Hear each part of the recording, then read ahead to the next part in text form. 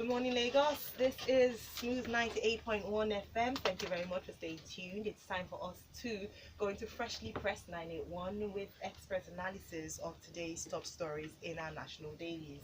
Joining us today, we have our guest analyst. We'd like to make very welcome for the first time here, Uade Ahimie, at Rain K Niger 2017.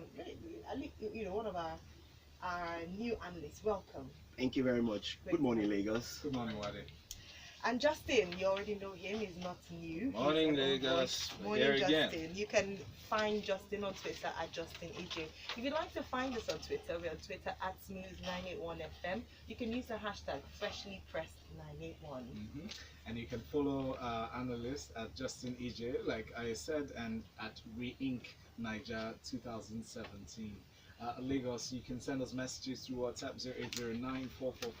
0809-444-0981 as we get along with the stories.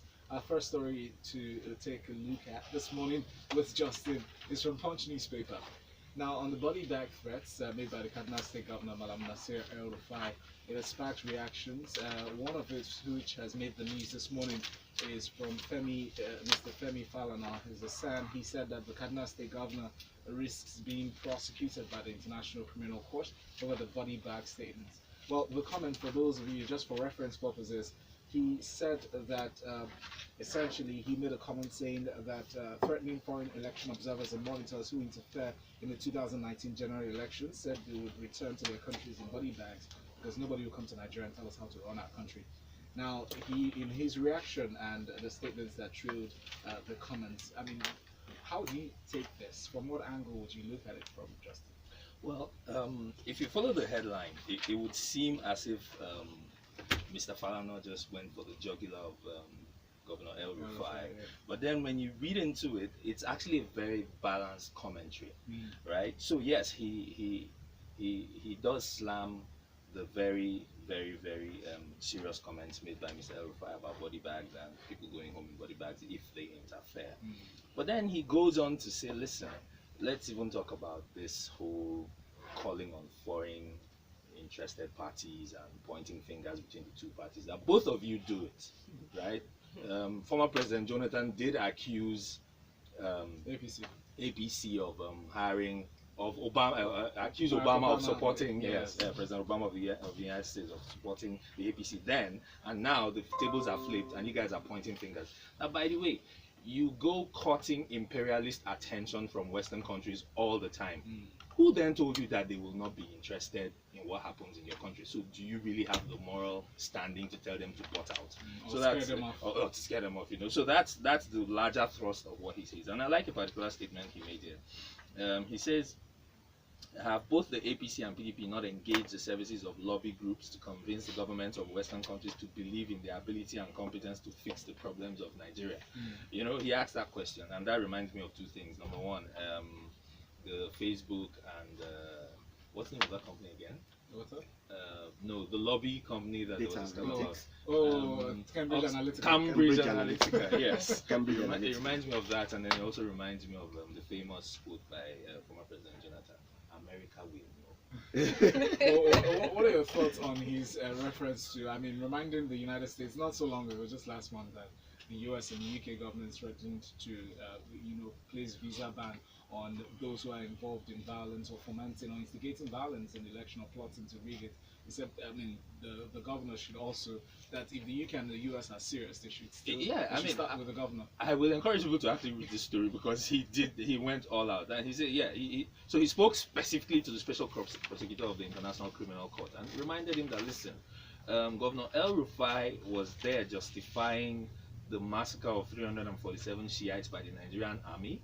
Not just the massacre, but their burial in unmarked mass graves. And he says even their families didn't get the body bags from that burial. So he's telling the prosecutor of the International Criminal Court to remember this if anything happens, and that he should specifically go after Mr. El-Rufai. A very interesting and fiery speech by Very interesting. Please go through the story. It's on the pages of the Punch newspaper. And keeping in mind that the governor is being a governor of the Federal Republic of Nigeria enjoys immunity until he leaves office. But let's move on to our next story. This one is from the Daily Times. Akwa Ibom government procures 3 aircrafts, floats Ibom airline. And this has been touted as a major success for the government, for the state government. They are proudly, carrying the flag and saying, "Oh, we are the first state in Nigeria to have a state-owned aircraft." What are your thoughts on this, Justin? I'm laughing and I'm crying. Why? Why shouldn't that be great news? Shouldn't we celebrate that? We have an airline. I mean, What Bielsa. was the last Let me thing just give you. Let me just give you. You had to some fly to stats. Port Harcourt to get another 3-hour taxi to Akwa Ibom. I mean, what? You don't want to celebrate that? Okay, guys. The government is running Ibom Air as a business. Second statement: Ibom Air will operate routes that will give preference to Akwa Ibom people. Dude, can you make up your mind?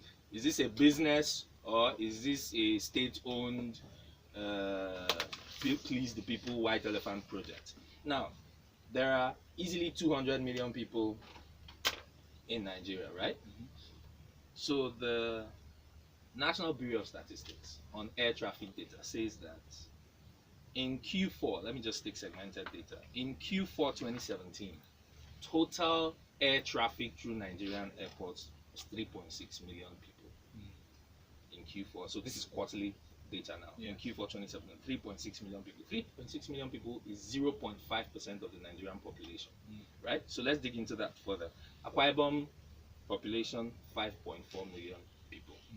So you're building this airport and you will give preference in operating it as a business to Akwa Ibom people. Let's take the same sectional analysis. So 0.5% of 5.4 million people, which is Akwa Ibom, it will give you 1% is 500,000. So easily 250,000 people. That's how you're going to sustain this airline. Anyway, congratulations to Akwa Ibom State. Justin, I feel you're nitpicking on the particular words or No, statements. it's either a business or somebody it's says- not. Government has no business in business.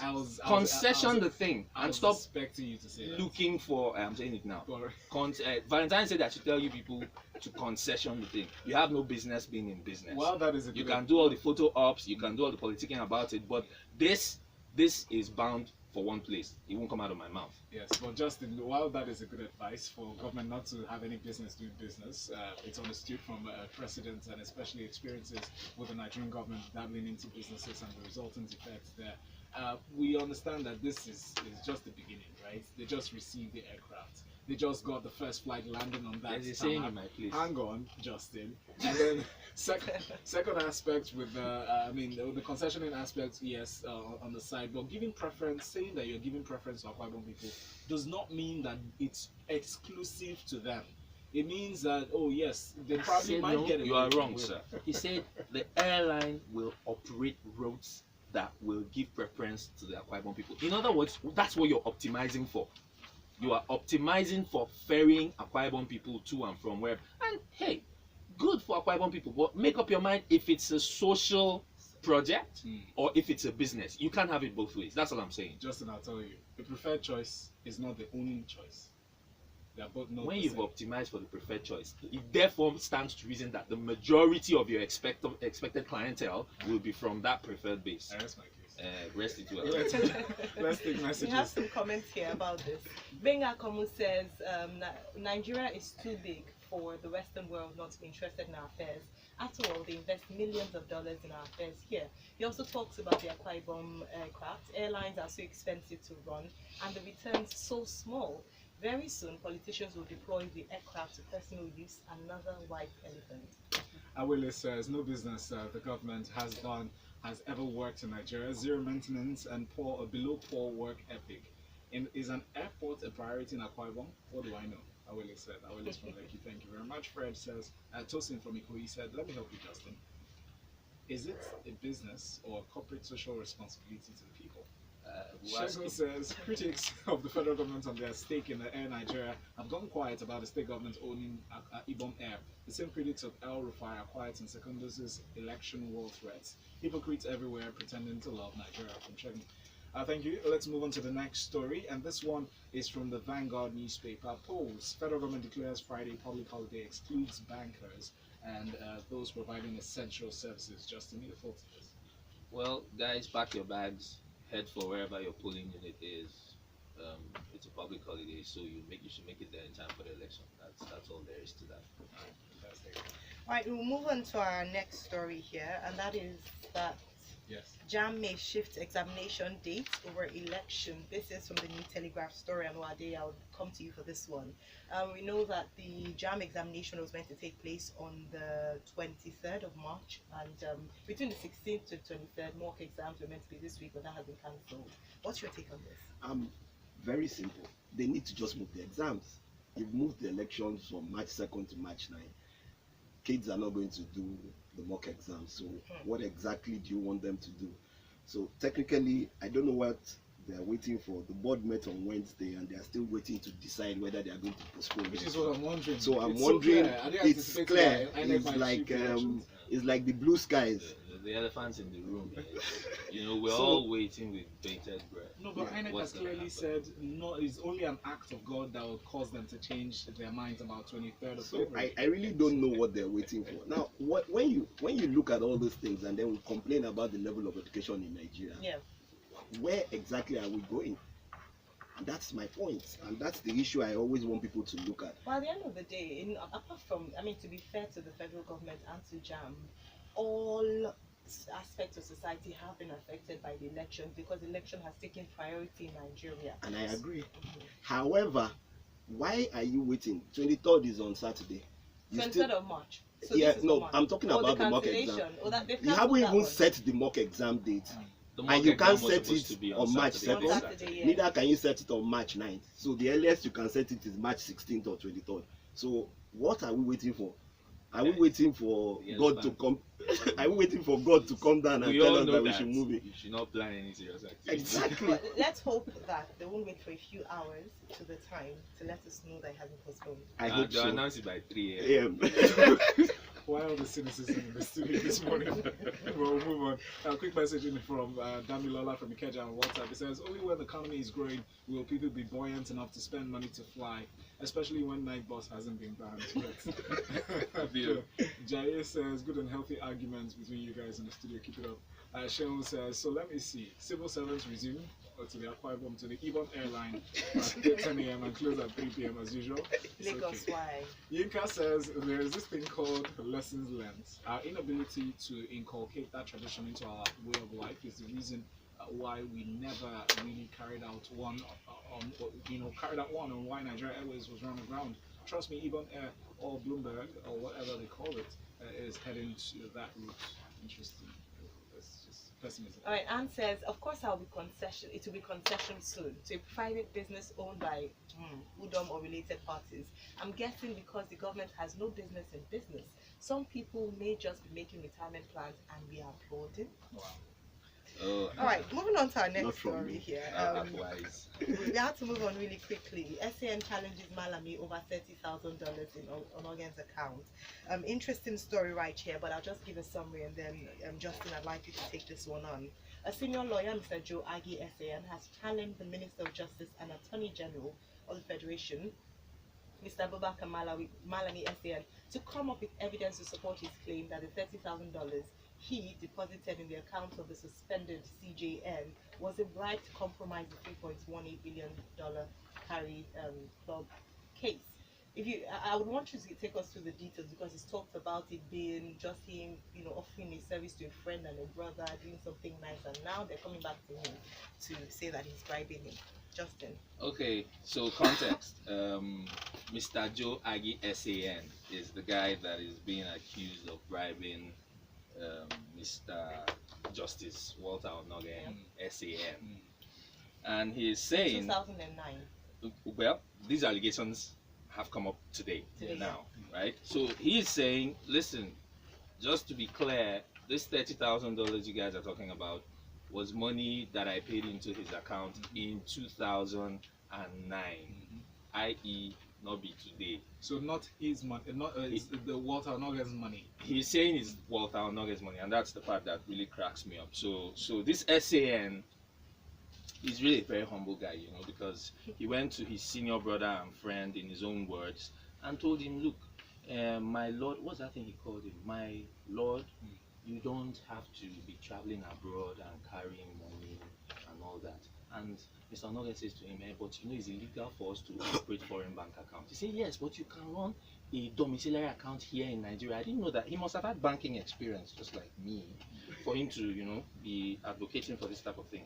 And then he tells him that, listen, you can open a dom account here, and then you operate it from abroad. You've not violated any rules. And Onoge says, oh, really? And he says, yes. And then he tells Onoge, okay, give me the money, I'll go and open the account. So he took the account opening form from his bank, Standard Chartered Bank, and he took it to Onoge, and he filled it. He says, I'm telling you the story the way my son will tell the story. He opened the account for him, even signed the reference for him, and then he paid in the money. Without adding a penny. Without adding a penny of his own. So it was all Onoge's money. He was just doing this, for his senior brother and friend.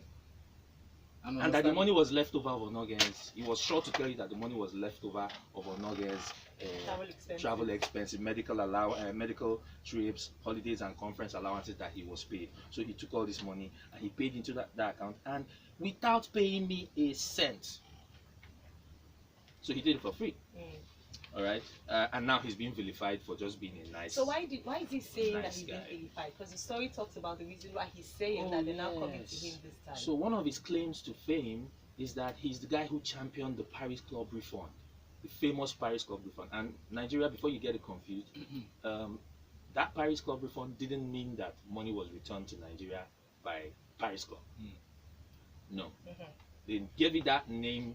It's window dressing. When you go look into what really is being referred to as the Paris Club refund, it's just money that the government decided to share among the different tiers for whatever reason. It was not a refund per se from anybody. Nobody refunded Nigeria any money, right? So this guy was a guy who championed the case for the money to be shared among the various citizens. And Justice Onoge was the one who passed judgment, as it were, on that case. So he is claiming also that because of his role in that, he's been vilified, he's been victimized, and that this $30,000 thing is just a ruse to smear him and conduct an all-round. So the big question here is: does his story, does he hold water? Because is it not possible for him to have helped the Chief Justice or suspended? I mean, it would make for a good episode of Tinsel. Okay. Just one second. You should ask Professor Tam David West. A gift today is a bribe tomorrow. And it happened to him. It's not a gift. He ran an errand. That's what he's saying. It was an errand. That's his own. Could that be classified? Could favors be classified in that as well? What you just expressed? Oh yes. Favors can be classified as a gift. No, in this case, the favor he did was the legwork. Yes. So he was saying not that the money, monetary aspect of it. So I took your money. I went and opened an account for you. So what was and the basis of the legwork? You are the my favor, lord and senior brother. in respect of the.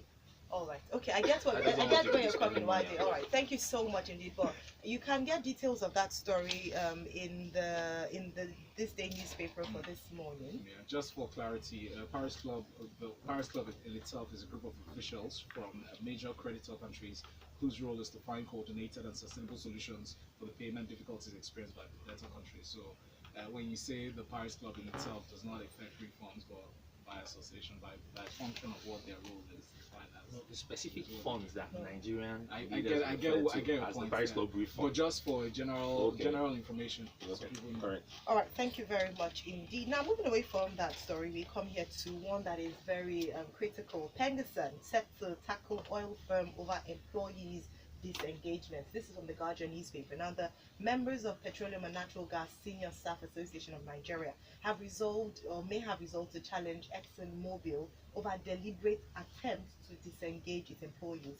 In the body of the message, they talked of the report. They've talked about the fact that ExxonMobil are quite notorious in this area with regards to their staff, treatment of their staff, and they're taking them up on this. Wade, what's your take on this? Okay, first and foremost, this fight has been on for God knows how long. Mobile, every day you drive on Kuzumba, by the way, is either they are blocking their gate or something else. However, for me, the truth about it is, Mobile as a company, how transparent are they in terms of dealing with their employees? Because these are also stakeholders. Now, the cost of doing business in Nigeria, we know, has gone up, and the first set of people that would 9 out of 10 times be affected will be those who work for the organization. That's the cheapest way to reduce costs. However, how transparent are you in doing these things? From what he says the body that decides on it are filled with white men. No Nigerian, no nothing. Is there discrimination? That's the question you need to ask. So I think for mobile, first and foremost, there needs to be an integration of both local and foreign people to look at these things so that we don't continue this back and forth, because the back and forth hurts their business, which automatically hurts the business of Nigeria in terms of drilling crude. Like I heard earlier on, crude sales have dropped again in January, and these are part of the things that affect them, because Bengasan will continue to fight this fight. Now let's look at employment laws in Nigeria as with regards organizations, particularly in the oil sector. We know that the government has some set rules to protect Nigerians and to ensure that Nigerians are well represented in international organizations like Mobile. Yeah. Can they be sued if they're not adhering to the terms of that? Yes, that's why everybody is going to court. So they can be sued under the what's the law again? Nigerian Content Act. No, the I can't remember the name now, but the Labor Act. Labor law. Now, the essence of this, like I continue to say, is how transparent is Mobile. They also have their own internal policies. Are they adhering to those things? And they should also come out and share with us. The Mobile manager for media and communications, actually, his name is Mr. Uade Ahimie. He came out to make a statement. He says it's Mobile's policy to provide equal employment opportunities in conformance with all applicable laws and regulations to individuals. And I agree with that. So individuals who are qualified. Yes. So if I can come in here, right, I would look at this beyond the scope of Mobile. You cannot expect an entity to regulate itself. Yeah. Mobile operates within a regulated industry, number one. Number two, the oil industry happens to be, in my opinion, if not officially classified as such, a matter of national security. National security, that's right? true. Now, we have, I don't think I can walk into another country, US, Canada, wherever, and take up a job. There are regulations about what qualifies you to work in a country, right? A lot of the times, one of the regulations, very clear and written, is that as long as a British national can do that job, if you can't find a British national to do that job, then you would have to go to great lengths to demonstrate that you can't find. Now, these are things that we simply refuse to implement here. Not that they are not in our laws; they are codified in our laws. Yes. But you know, on social media this week, there was this thing about white is better, you know, all that. Once it's foreign, it's better. We need to move away from that mentality, right? And actually adopt the local content. Because it's not even about fighting with Mobile. Simply go to the immigration people, the people that are taking the jobs you're saying, right? The union guys need to go to the immigration authorities and say, where is the SEPAC, right? Where is the permit for them to work in Nigeria? Totally. Thank you so much indeed for that. We move very quickly to our next story. This is from the Vanguard, and Justin, we're coming back to you. The Security and Exchange Commission changes rules on filing consent letters executed offer documents. Can you please give us details of this, of the changes, its implications? Okay, try not to bore you with this. It's really technical stuff for people who are in the finance space. Just the facts, just the important stuff. Okay. Thank you. So the commission has specific rules about timing of. So when you want to come to the stock market, which is what's regulated by the SEC, right, Securities and Exchange Commission, either for an IPO or for a secondary listing or whatever, there are rules about how you file documents. So what they've simply done is said, we've changed the timing. For executed consent letters previously, you needed to submit them to SEC, you needed to file them before your transaction. But now they've changed all that, they've made it flexible. You can file it before, you can file it after at a certain time, but you can't file it in bits and pieces. Basically, that's it. Thank you very much. I can already send a message on WhatsApp. It says, hi guys, public holiday for people to travel and vote. This is the 21st century. This was the practice about 2,000 years ago during Jesus' parents' era. Please, let's get smarter and move forward. Other clients carry out elections quick and simple without having to shut down the country. Hashtag lost productivity. Thank you, Harry. Joe says, please elaborate on the Paris Fund. You've confused me here. We did. Just a group of people, a group of officials from major creditor countries. I'll do it on Twitter after. To help. Yes, you follow Justin Ijeh to have that analyzed. Chika Gina from Surrey says, please let any one organizations planning any event that will fall on Saturday this year. First of all, consult INEC because it appears this agency has booked every single Saturday from 16th of February till the last Saturday of the year. Wow. All right. Jim says, guys, is it true that 30,000 naira was paid 10 years ago? You heard the story. Yeah, you heard the story. We have Francis from Yaba sending this one. A quick question. If you're going to the bank, that's for you, Justin. If you're going to the bank and I've given you 50,000 naira to pay into my account for me, and you put your name as a depositor, does that count as a bribe to me? No. Okay, let's move on. Right, very simple right there. The last story is on election matters. Justin, I'll come to you again for this one. Imo, Lagos, Kano result sheet found in Gombe, Kwara, for your Punch newspaper. Now, just to give you, yesterday I watched the speech by the INEC chairman saying that they were 100% ready for the elections on Saturday. So, come this weekend, they'll just be coasting. Now, hearing this report is quite worrying. Justin. I'm more worried than you. But the it thing was that INEC. worries me It is was not the INEC thing that that made that discovery. So why should you be worried? They're on top of the game. The thing that worries me is not the thing worrying Ayo. Okay, so what's Right? I hear you. He made those statements, and I did believe it. My worry is, I asked myself, and I've been asking myself this question all week: is INEC really this incompetent, or is INEC being sabotaged? It has to be one of the two. Listen, result sheets meant for Gombe found in Imo, for Lagos found somewhere else. This whole fiasco, I believe that INEC, given how they recruit, right? I mean, you have people from the academia, you have professors and all of that. There's a certain level of competence that I have taken for granted when it comes to INEC. Now, something as mundane as designating packages for a specific destination and actually making sure that they get there, right? Is not something we should be splitting hairs about. But when, especially, you've had this issue of postponement, and you still start hearing things like this, ordinary people should have taken due care to make sure they cross the T's and dot the I's. If this is still happening, So I will not be quick to say it is incompetence. So they still have logistics issue, because this is a logistics I'm issue. going and that to the was root of that logistic Alright, issue, please go. right? You can have a logistic issue because you didn't properly designate packages for a destination, right? So that packages moved to a destination is not a logistic issue, you know? If it was designated for Lagos and it went to Ibadan, it's not a logistic issue because the package moved, right? Somebody, however, has moved. So it's administration within the logistics department. You will still can find call the it person that. in the logistics department. There's, And we heard how some the electoral hand of the officers monkey were is inside the arrested. pot of the soup. But guys, you know that some electoral officers were arrested earlier this week. No details were given, express details were given. But Lends credence to the suspicion of sabotage. thank you. But I won't be quick to shout incompetence anymore. But at I least- apologize for doing it last week. But I at, won't be le- quick. at least it's right comforting. Shetta doesn't like that but- one. but It's then- comforting to know that INEC is on top of the Yeah, game. but They discovered this. are you saying that those boxes were not labeled? I'm not saying. They were not So I rest my case. I'm just saying that they found the error, they detected the error well before the election. Alright. Okay, let's go on to your messages. We've taken all the stories for today, but we'll quickly go through the messages and then we're back. Ozzy here is saying that I think the Aqua Air thing is not a bad idea. They're saying build it and they will come. People will see Akwa Ibom as accessible and doing business there will be an option. This is for you, Justin Uade. Then Ozzy also goes on to say, morning guys, as an employee of an international oil company, I can tell you for a fact that the layoffs of staff is done not by the white people, but by our fellow Nigerians.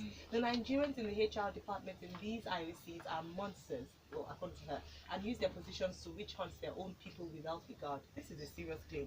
And she's saying Pengerson should look internally. Yes, and then we have messages here. Nick from Apapa said on WhatsApp, I remember when I sat for an employment exam at Mobile in 2008, the invigilators were 100% white, no blacks. In fact, all blacks stayed outside. But it's not a white and black issue, it's an employment issue.